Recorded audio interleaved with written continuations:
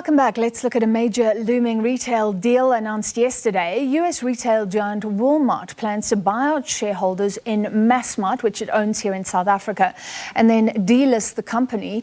Massmart owns Makro Game and Builders Warehouse. So Massmart shareholders will be offered 62 Rand per share, which is more than 50% higher than the closing price on Friday. Well, Walmart originally bought out Massmart in 2010, but its fortunes faded after that, and it dropped off the top 20 index. The value of Walmart's investment has slumped by 80% since then, as the retailer has struggled to compete in our economy. To discuss, we're joined by a retail analyst at Benguela Global Fund Managers, that's Zwelakhe Mnguni.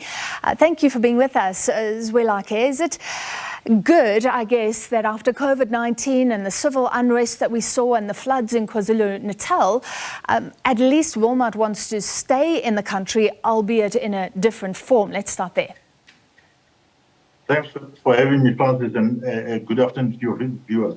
I think, the big issue here is that it's not necessarily that COVID-19 and social unrest. I think Massmart missed a trick a while ago. So their strategy was a major failure. I mean, they didn't move on e-commerce when the time was right. And I think what you've seen is that the e-commerce accelerated during COVID-19, and they lost a lot of market share as a result of that.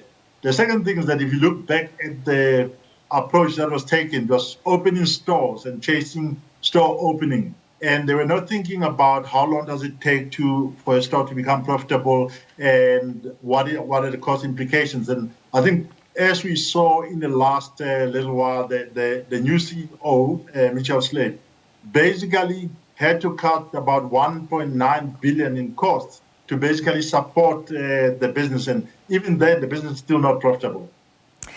Does it in any way point to an American style of operation that maybe doesn't work in a foreign country? I mean, how hands-on were they? We also have local imperatives around suppliers, so they couldn't rely on the supply chain and all the efficiencies that they were used to in the US. Yeah, look, I think there's certainly an element of that, but in my mind, it's a minor element. I think the supply side is less of an issue, in my opinion. I think where the issue was understanding their customer needs and trying to anticipate what they could, the shift in consumer trends. So if consumers are shifting online, or they stop buying certain white goods, and you're opening stores at a very rapid pace that are selling white goods, you're going to be left behind, or you're going to actually incur a lot of costs and end up with a big problem. So I do think that Walmart did try to give them space to operate, but I think that space was probably way too much, and the thinking was just merely trying to get the purchasing power of Massmart and hoping that you can do better on pricing in the local market. But you can have a good price, but if it's not the stuff that the customers want, I think that is a problem. That's where I think the failure has been. All right, so not in tune with the South African customer. What is the point now of shedding shareholders or buying them out? Walmart says it will sell or close non-core assets, which will affect profitability in the short term. It seems like it wants to move, and it wants to move quickly, and it wants to have agility, maybe as a private player. Yeah, I think the strategy is probably, it makes sense. I mean, first of all, they're getting the other half of the business at, like you say, at 20% of what they paid a few years ago. So that is the first thing. So price is attractive. But the second thing is that if you look at what needs to be done, I mean, they need to develop a proper e-commerce strategy. They need to think about how they engage customers and how they understand the customer needs. That whole process could take anything between 2 to 3 years.